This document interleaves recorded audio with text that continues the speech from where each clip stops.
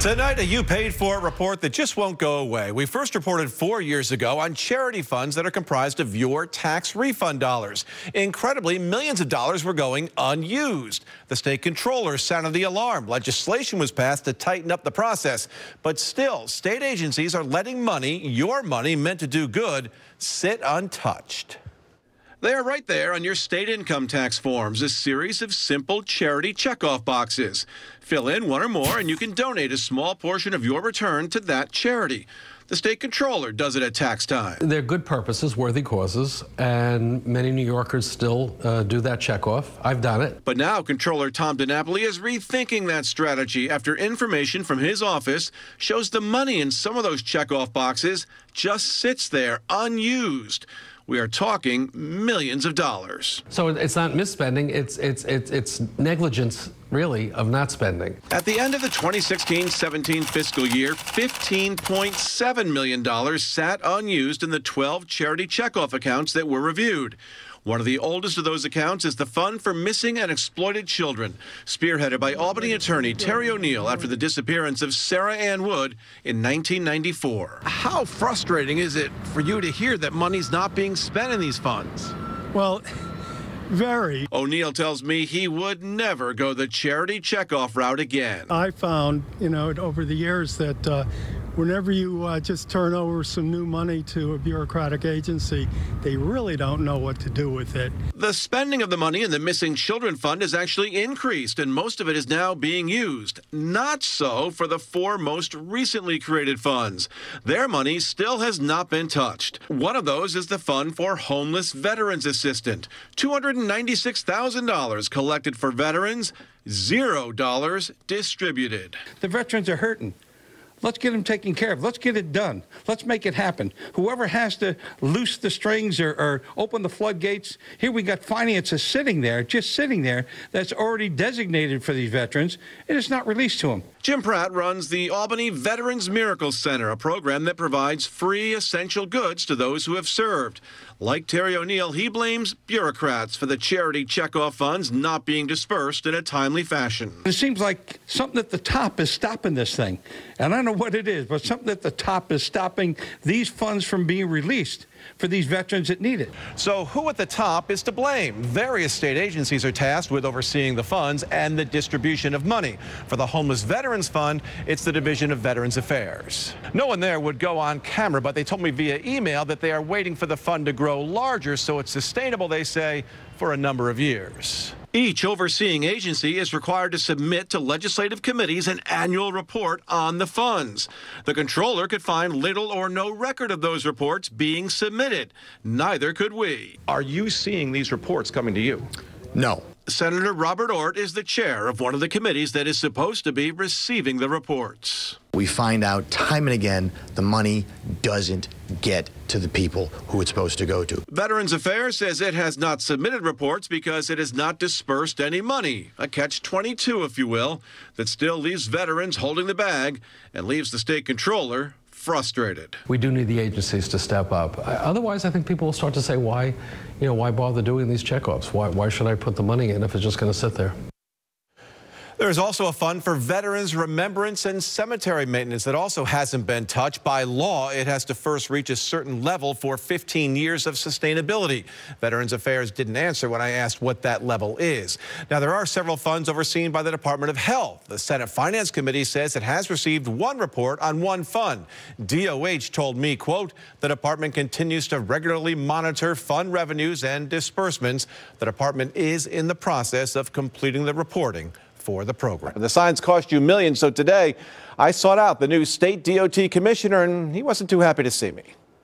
Even though the feds say they are illegal, 514 New York State promotional signs still stand along New York highways. The cost to you to put them there, $8.1 million. The Federal Highway Administration says they have to come down, saying because of the advertising and website addresses on the signs, they do not conform to federal guidelines.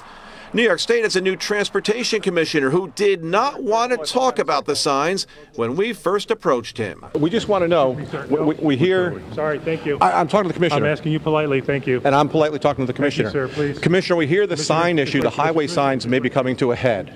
This way. No, please follow me. Are you ready to take down the signs that the feds say are illegal, sir? Sorry. That was the scene outside today's legislative budget hearing on transportation.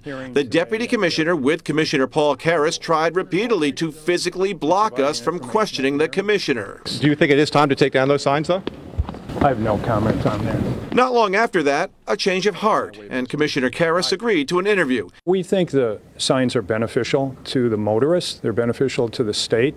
They provide convenience and direction with regard to a variety of things. There have been ongoing talks between the federal government and New York, but still no resolution that satisfies both parties. So the $8 million signs stay up, at least for now. Might there be a compromise? Some signs stay up, some come down? I'm not sure what we would call it, a compromise or not, but again, there will be an outcome here, and the conversations have been good. Now, I just got off the phone with the Federal Highway Administration. They stress again that the signs do not conform because of all that advertising, and they must come down. It's important to note here, the state knew that for years and just kept putting up the pricey signs on your dime. When you prepare your household budget, you probably separate things into line items: groceries, gas, rent, or mortgage. But with hundreds of millions of your state dollars in something called the SAM Fund, the state legislature forgoes line item budgeting and goes with one big pot of money that can be used for all sorts of things, a slush fund, if you will. And there is plenty of slush in this puppy to go around, and yes, you paid for it. With a new state fiscal year now barely a month old, comes an old friend to lawmakers and the governor. The State and Municipal Facilities Program, SAM for short. It's a giant pile of money for pet projects that is just there for the taking. Is it fair to call this a slush fund?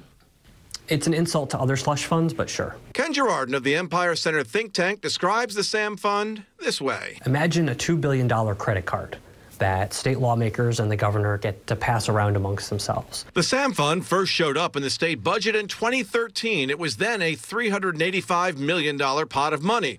This year, $475 million more is being pumped in. The total pot built up over the years has grown to perhaps 4 times that size. It is a lump sum fund, no line items in the state budget, no idea where the money might go when it's first put in the state budget. It's all money borrowed by the state through bonds and is eventually approved by people you did not elect, the board members of the State Dormitory Authority. Lawmakers and the governor can use the fund for pet projects. It helps lawmakers look good back in their districts. It lets them show up with a big check and a press release and get the political props for bringing home the bacon. But what people aren't seeing is the amount of debt that it's adding for state taxpayers. Assembly Speaker Carl Hastie, who usually is fairly willing to talk to the press, did not want to talk about this and kept referring me to his PR people. Do you have any problem with the transparency of those funds? You got to talk to Mike and Kerry. Scroll through the long list of projects and some interesting things jump out. Dog parks in affluent suburban communities, restoration of ball fields. Lots of projects you might expect localities to pay for. The city of Schenectady is getting $450 grand for improvements to its police department pistol range. $1.5 million for improvements in Central Park, much of that going to the main baseball diamond. It's turf now. And to the park's music haven. Schenectady Mayor Gary McCarthy says it's a real game changer for his city, but had a 2-word answer when I asked him about the idea of lump sum funding. As a mayor, would you fund projects that way? Just one big lump sum fund with no line items?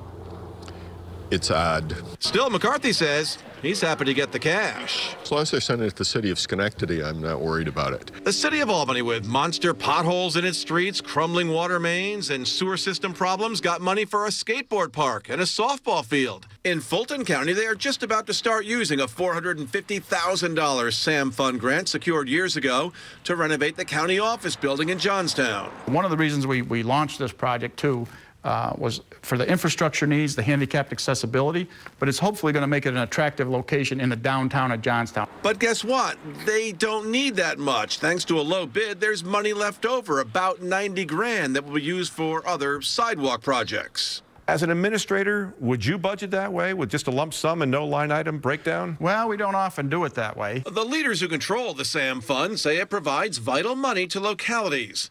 One thing is clear, this funding system actually brings together 2 government watchdog groups from the left and the right. On this one, they agree. Well, anytime you have elected officials spending taxpayer dollars, we need oversight. We need transparency into how they're spent. We need to make sure we do something to get a better handle on how we're spending this money.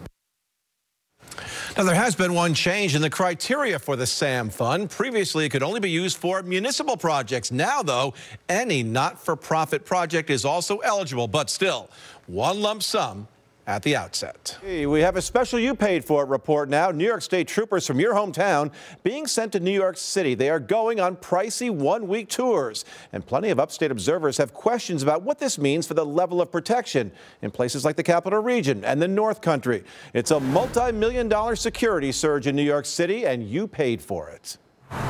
The Long Gray Line was once a very short line in New York City, but now it stretches across all 5 boroughs. Never seen it before in my life. The deployment of more full-time troopers from other parts of the state started a couple of years ago. They're the cops lying in wait at the bridge. It has now morphed into something more. Troopers sent from upstate New York to the city on 7-day tours on your dime.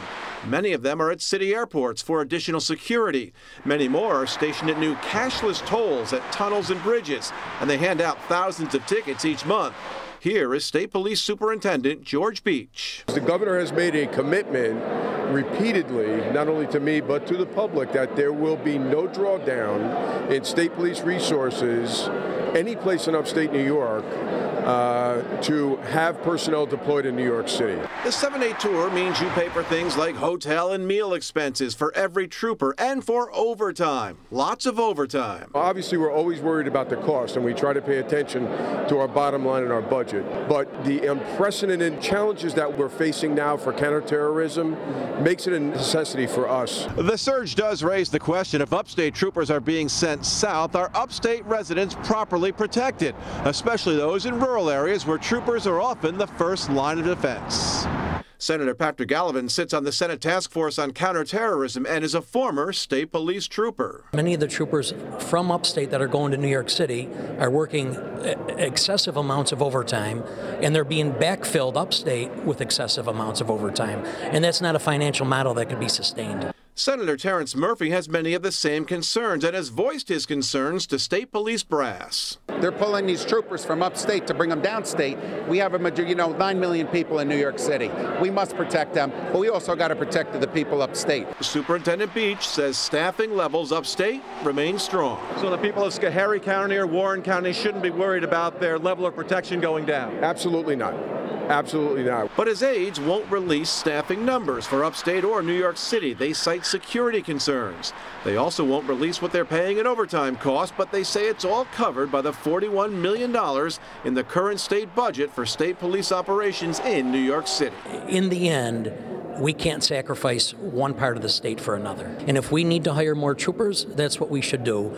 Using overtime is not a wise use of money. It's just not something that could be sustained in the long run. And again, going back to the duties some of those troopers are doing, And since the state police would not offer up specifics voluntarily, we have now filed Freedom of Information requests for a breakdown of all the overtime costs and for staffing levels upstate. State police officials do tell us there are more troopers coming into the fold. Bigger graduating classes at the last 2 police academies each produced about 200 new troopers.